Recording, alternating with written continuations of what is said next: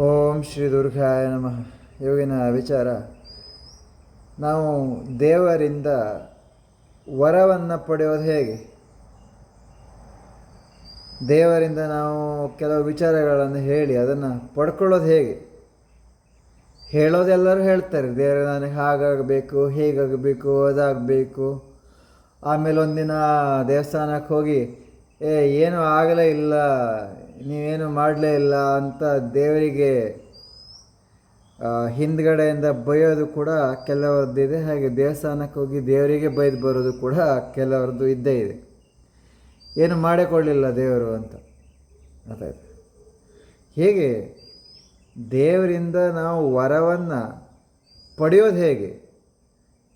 ಕೆಲವು ಆಸೆ ಕನಸುಗಳನ್ನು ನೆರವೇರಿಸ್ಕೊಳ್ಳೋದು ಹೇಗೆ ಅನ್ನೋದನ್ನು ನಾನು ನಿಮಗೆ ಈ ವಿಡಿಯೋದಲ್ಲಿ ತಿಳಿಸ್ಕೊಡ್ತೇನೆ. ಎಲ್ಲರೂ ತಿಳ್ಕೋಬೇಕು, ಗಮನ ಇಟ್ಟು ಕೇಳಿ, ಹಾಗೆ ಗಮನ ಇಟ್ಟು ಗ್ರಹಿಸಿ. ದೇವಸ್ಥಾನಕ್ಕೆ ಹೋಗುವ ಮೊದಲಿಗೆ ಸ್ನಾನ ಮುಗಿಸಿನೇ ಹೋಗಬೇಕು. ಸ್ನಾನ ಮುಗಿಸಿದ ಮೇಲೆ ಯಾರ ಹತ್ರನೂ ಮಾತನಾಡದೆ ಸೀದಾ ಹೋಗಿ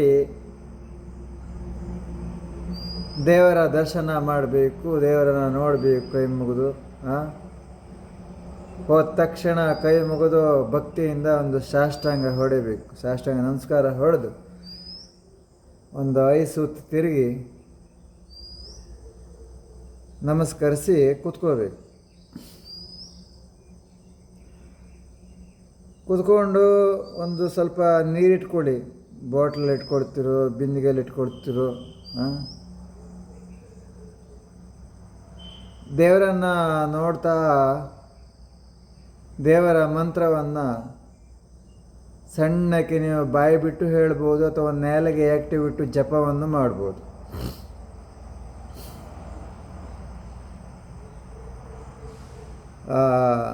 ನೀವು ದುರ್ಗಾದೇವಿ ದೇವಸ್ಥಾನದಲ್ಲಿದ್ದೀರಿ ಅಂದರೆ ಓಂ ಶ್ರೀ ದುರ್ಗಾಯ ನಮಃ, ಓಂ ಶ್ರೀ ದುರ್ಗಾಯ ನಮಃ ಒಂದು 20 ನಿಮಿಷ ಸ್ವಲ್ಪ ನೀರು ಕೊಡ್ಕೊಳ್ತಾ ಹೇಳಬೇಕು.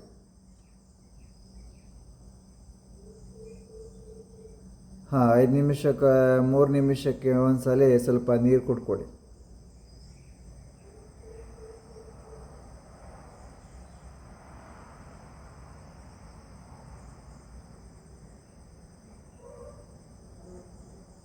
ಇಪ್ಪತ್ತು ನಿಮಿಷದವರೆಗೆ ಯಾರ ಹತ್ರನೂ ಮಾತಾಡಬೇಡಿ. ನೀವು ದೇವರ ಹತ್ರನೇ ಮಾತಾಡ್ತಾ ಇರಿ. ದೇವರ ಕಣ್ಣುಗಳನ್ನು ನೋಡ್ತಾ ಮಾತಾಡ್ತಾ ಇರಬೇಕು. ನೀವು ದೇವರ ಕಣ್ಣುಗಳನ್ನೇ ನೋಡಿಕೊಂಡು ದೇವರ ಹತ್ರ ಮಾತಾಡ್ತಾ ಇರಬೇಕು.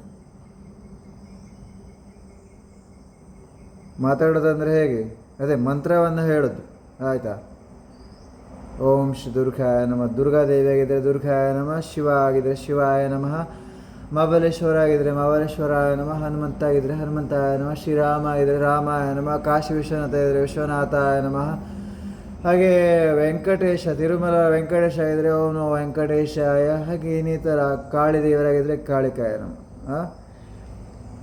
ಯಾವ ದೇವರಾಗಿರ್ತಾರೆ ಆ ದೇವರ ನಾಮವನ್ನು ನೀವು ಹೇಳ್ತಾ ಇರಬೇಕು 20 ನಿಮಿಷ. ಹೇಳಿ ಮುಗಿದ ಮೇಲೆ ವರವನ್ನು ಕೇಳಿ. ಏನು?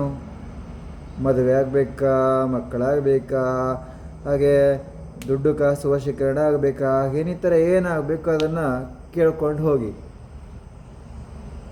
ನಿಮಗೆ ದೇವರು ವರವನ್ನು ಕೊಟ್ಟಿರ್ತಾರೆ.